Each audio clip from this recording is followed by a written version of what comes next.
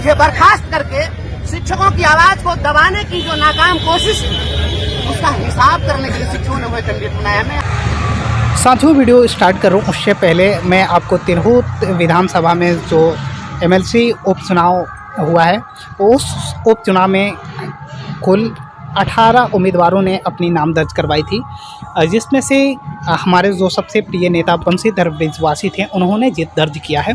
तो video start करूं उससे पहले मैं आपको बता दूं कि किस उम्मीदवार ने कितना अपना मत पाया है। तो देख लीजिए यहाँ पे उम्मीदवार का नाम और प्राप्त मतों की संख्या है। देख लीजिए इसमें जो विजेता बन के आए हैं हमारे सबसे प्रिय नेता बंशीधर ब्रिजवासी, जो कि एक शिक्षक नेता थे और ये उन्होंने हमारे ही कारण इन्हें नौकरी से निष्कासित किया गया था, लेकिन आज शिक्षकों ने इन्हें सलाखों पे रखा और आज एमएलसी बनाकर तिरहुत निर्वाचन क्षेत्र से भेजा। तो पहले नंबर पे इन्होंने कुल 23,003 मत प्राप्त किया। वहीं दूसरे नंबर पे जो जन स्वराज पार्टी है, जन स्वराज पार्टी के उम्मीदवार डॉक्टर विनायक गौतम ने 12,467 मत प्राप्त किए। वहीं तीसरे नंबर पे हम लोग बात करें तो तीसरे नंबर पे गोपी किशन, जो कि आरजेडी कैंडिडेट थे, उन्होंने 11,600 वोट प्राप्त किया। वहीं चौथे नंबर पे जो जेडीयू है, जेडीयू के कैंडिडेट यानी कि एनडीए का कैंडिडेट अभिषेक झा को 10,316 मत प्राप्त हुई। जबकि आपकी सूचना के लिए एक और बात मैं यहाँ पे बता दूँ कि ये जो सीट था तिरहुत एमएलसी निर्वाचन क्षेत्र, ये पहले से ही एनडीए के खाते में था और ये यहाँ जेडीयू से एमएलसी थे, लेकिन उनके संसद बन जाने के कारण यहाँ पे उपचुनाव हुआ, जिसमें एक करारी झटका एनडीए को देखने को मिला है। और वहाँ पे अभिषेक झा, जो कि जेडीयू से कैंडिडेट थे, उन्हें चौथा नंबर पे पोजीशन मिला है, यानी कि करारी हार का सामना करना पड़ा है।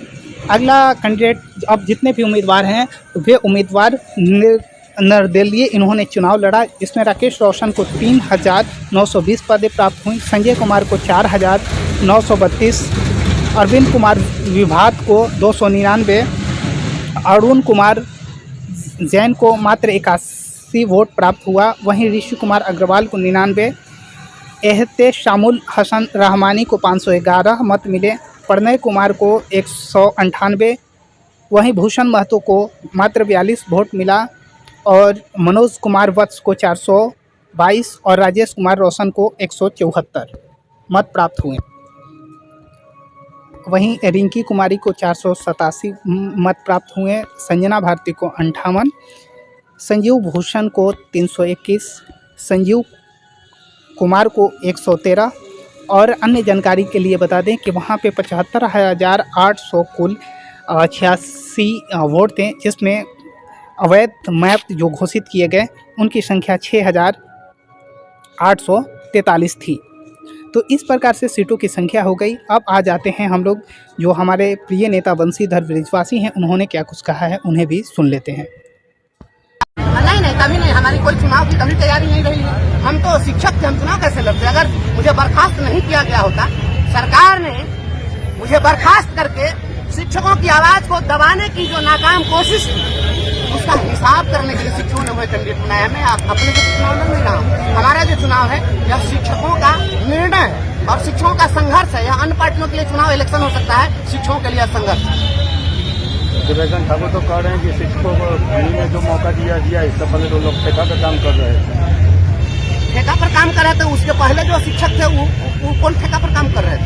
आज आकर के दिन भर जो ये लोग गाली देते हैं कि ये जंगल राज था और सुमंगल राज था, तो ये तो सुमंगल राज चल रहा है। जंगल राज में भी वेतनमान पर शिक्षकों की बहाली होती थी बीपीएससी की, और इनके राज में तो नियोजनवाद का कलंक कब से शुरू हुआ? यही लोग नियोजनवाद की नीति लाए और यही लोग नियोजनवाद की नीति ला करके और शिक्षकों को लाठी से पिटवाए, पानी से भिगाए, आंसू गैस के गोले दागे, और आज आप बोलने पर भी आप रोक लगा दिए।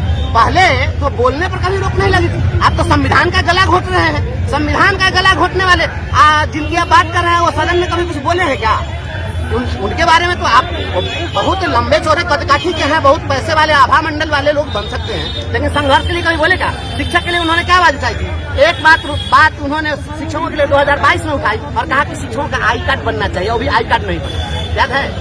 जो एक आई कार्ड नहीं बनवा सके वो कहते कि शिक्षक वो दिलवा दिए हैं। और रोड पर सोए थे हम लोग तो क्या कर रहे थे, उनके जाकर के हम चरण वंदना कर रहे थे क्या? शिक्षकों ने जो कुछ लिया है लड़का लिया है।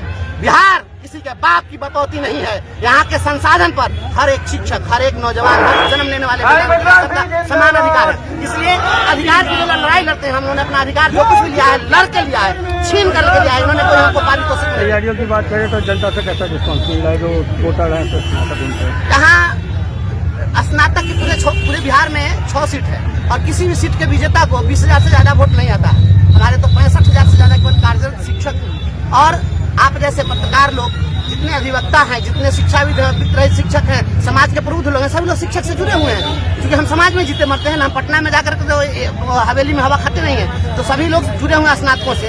तो शिक्षकों की लड़ाई में कहाँ कोई दिक्कत है? सभी लोग हमारे साथ हैं और मैंने संघर्ष किया। मैं गरीब का बेटा हूँ ना, मैं किसी उद्योगपति और धनपति का बेटा तो हूँ नहीं। धनबल से कैसे निपटेंगे?